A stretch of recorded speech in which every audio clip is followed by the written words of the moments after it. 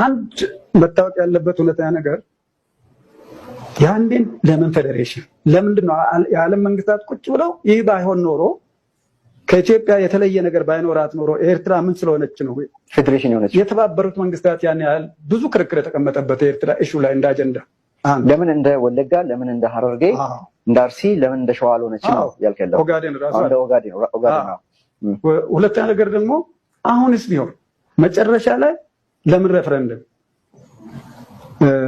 ሻዕቢያ ያደረገው ህዝባዊ ግንባር ሓርነት ኤርትራ ያደረገው ምንድነው?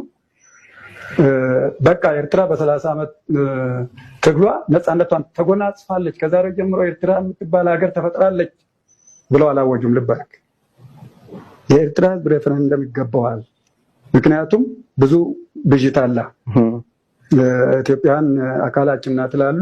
ኤርትራውያንም ውስጥ የዚህ አይነት ብዥታ ካለ የኤርትራ ህዝብ ምርጫውን ይምረጥ ተብሎ ያ ተዋግቶ እዛ ደረጃ ላይ ቢያደርሰውም ህዝባዊ ግንባር ሓርነት ኤርትራ በዓለም ህዝብ ፊት ነው እንትን አካሄደው። ስልጣኑ በኃይል ቢቆጣጠርም እንደገና ለምርጫ አቅርቦታል። ሬፈረንደም ሀሳብ የዓለም ታዛቢዎች መጥተው ሬፈረንደም አካሄዶ የኤርትራ ህዝብ የትም ቦታ ያለው ምርጫ ተሰጥቶት ነፃነቱን መርጦ ነው ሀገር የሆነችው።